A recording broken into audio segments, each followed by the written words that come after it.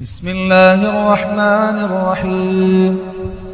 لم يكن الذين كفروا من أهل الكتاب والمشركين منفكين حتى تأتيهم البينة، رسول من الله يتلو صحفا مطهرة فيها كتب قيمة، وما تفرق الذين أوتوا الكتاب إلا من بعد ما جاءتهم البينة، وما أمروا إلا ليعبدوا الله مخلصين له الدين حنفاء ويقيموا الصلاة ويؤتوا الزكاة وذلك دين القيمة.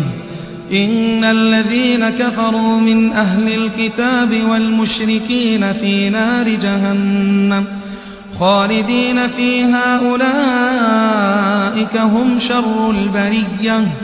إن الذين آمنوا وعملوا الصالحات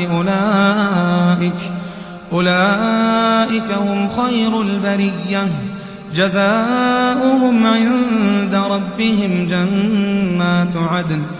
جنات عدن تجري من تحتها الأنهار خالدين فيها أبدا، رضي الله عنهم ورضوا عنه، ذلك لمن خشي ربه.